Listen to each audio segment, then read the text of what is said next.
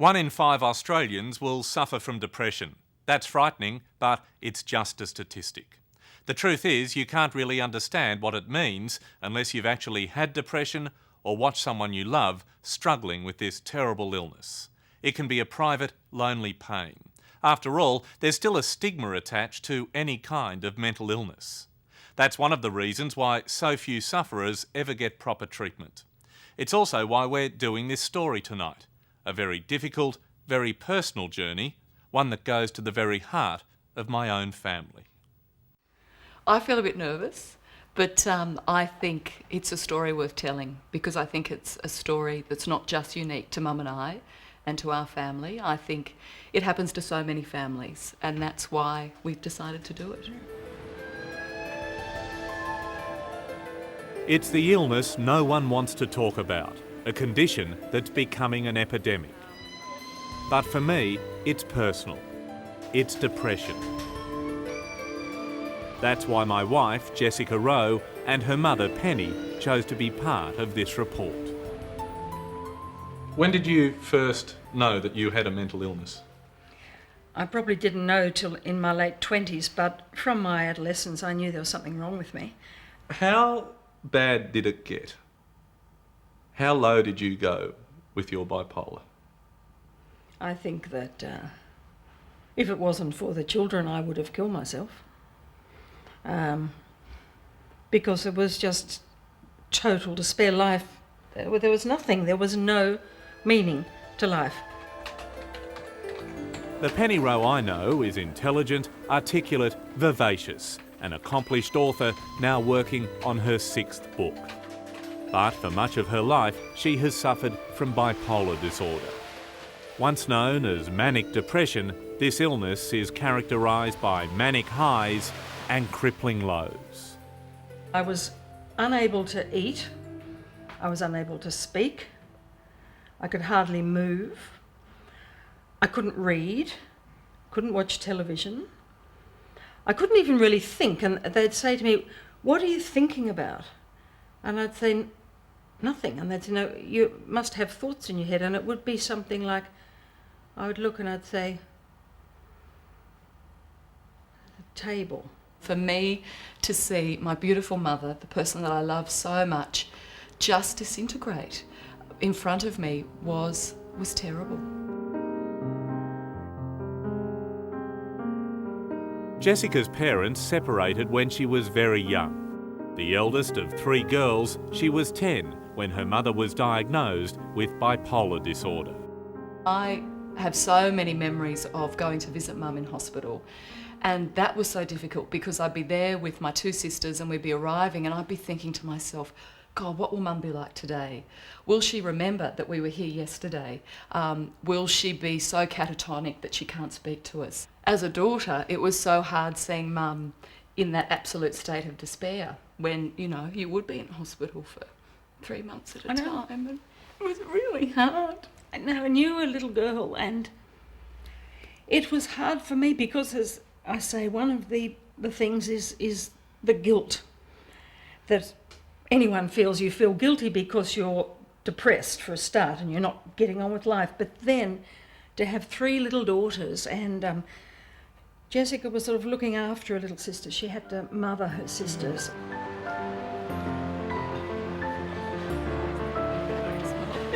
Well, that's it. That necklace is quite pretty.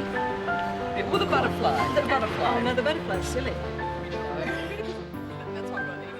I remember just the enormous pressure that I felt because I was the eldest. I thought, I have to be responsible. I've got to look after my younger sisters.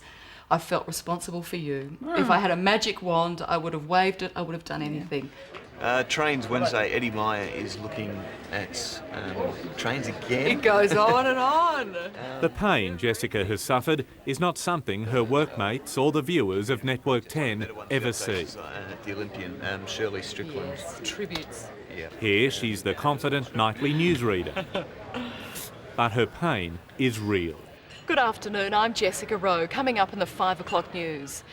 And so too her desire to help others. Mental illness is a topic that's very close to my heart. It's not a glamorous topic. perhaps because there's nothing beautiful about someone suffering a mental illness. Here at a fundraiser, her speech touches on the personal and hammers home just how big a problem depression is. Did you know that 1 in 5 Australians will suffer some type of mental illness in their lives? What makes me so sad is to think about the people out there who don't have that support, who are either ashamed to put up their hand and say, I need some help, I'm struggling here. That makes me so sad. Only 1 in 6 Australians with depression will get an effective treatment. Depression will be second only to cardiovascular disease in the next 20 years with regards to all death and all disability unless we do something radically different. There'll be clinicians dealing with people who've got illnesses and their families. Ian Hickey is Professor of Psychiatry at Sydney University, where he's in charge of creating the Brain and Mind Research Institute, a centre that will help combat this insidious problem. 900,000 Australians suffer depression every year. People often talk about depression being the same as pain, the psychic pain associated with it. We wouldn't tolerate it in any other area. But in the mental health area, we've tolerated it for generations, we've locked it away, we've not wanted to deal with it. Why? Fundamentally, a misunderstanding, a seeing mental health problems as not as health, but as a personal choice, as free will, as somehow self-inflicted. You can't describe it to someone who hasn't been there, other than to say, imagine the most physically painful experience you've ever had, the most emotionally painful experience you've ever had, and the most mentally painful experience you've ever had. Roll them all into one, wrap it in a big black cloud, and that's clinical depression. Well, Joe, training's been going for you for about 2 months now. Full training. How's the neck? 4 months. Yeah, she's been about 4 months. It's been... 4 years ago, Craig Hamilton's world slid into darkness. Been doing full contact work for about a The month. ABC sports reporter was on his way to the assignment of his life, covering the Sydney Olympics. I was very much in the elevated stage of mania. Basically 10 foot tall and bulletproof. Nothing could go wrong in my mind, and it was a very short period of time, that led from mania to psychosis. In fact, it was a matter of minutes. On this Newcastle train station, as his horrified mate Chris Williams watched on, Craig's bipolar disorder saw him rapidly detach from reality. You've got a 37-year-old guy walking up and down a platform screaming obscenities at people, which is what I was doing. What, telling Chris off? Absolutely. Yeah, without doubt, yeah. Really? Mate, I told one of my best friends to f*** off 3 times to his face. They called the police, and they safely got me from here in a very unwell situation, in a very critical situation, and they got me to where I needed to be, which was James Fletcher Psychiatric Hospital, which is where I was for the duration of the Olympic Games. You remember when you were diagnosed and how you felt when the doctor looked at you and said, you have bipolar disorder? Yes, I do. Remember it clearly. Didn't believe him. Why did you find it so hard to accept the doctor's diagnosis? It's a mental illness, mate. We don't get mentally ill. That's, I don't want that stigma hanging around my neck. I remember in mid-2000 when I was just feeling like shit. I was going to the doctors hoping that he was going to tell me I had lung cancer or a brain tumour or heart disease.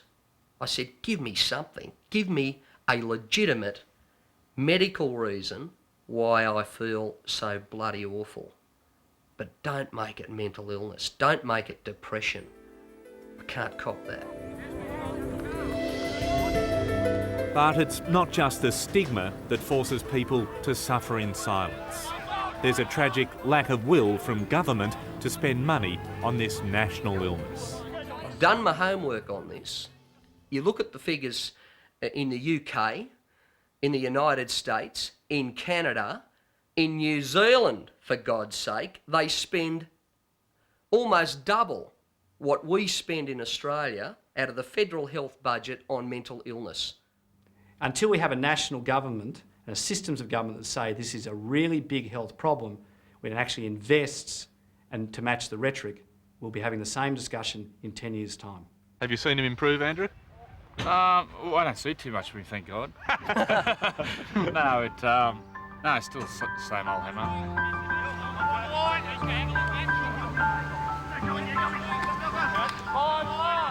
Today, Craig Hamilton is back doing what he loves, covering his hometown rugby league team, the Newcastle Knights. Medication and mates have been his cure. The drugs that combat his bipolar disorder and the friends who help him cope. I think everyone has been touched by something like this, so definitely there's got to be more awareness of it in the community, and as I said, I think it's really brave of him. So life now compared to only a few years ago? Mate, no comparison. I had a toenail on this planet in 2000. So life today, never better. You need kind, hard-working doctors. You need as much support from your family and friends as you can get. I think that is absolutely crucial and critical. For Penny Rowe, treatment has involved electroconvulsive therapy and medication. The mother her family nearly lost is now happy and well. About 31, I was finally diagnosed, and it was such a relief to be able to put a name that there was something wrong with me. Because otherwise, you think I'm going mad because I don't know what's wrong with me and I'm not meant to be like this. There was no explanation, but then there was an explanation and it was great. And you remember you used to come in and say, "Hi Mum, how was your day? Staring at the wall?" But that was sad though. No, but you would just, because you'd just been literally doing that all day. But we would try to make light of it because sometimes you have to. You know, you have to. but Mum would actually be quite funny. And now I'm a part of it. I say to my daughters, hang on to the good times. You know, when they're wonderful, just hang on to it and keep that memory tucked away in there. If the bad times come, So you can draw on it. on the memory and say, I know there can be really great times. But then what about when we say, I think we've done enough character building? Yes, Aren't we strong enough already? Come on, Mum. Yeah.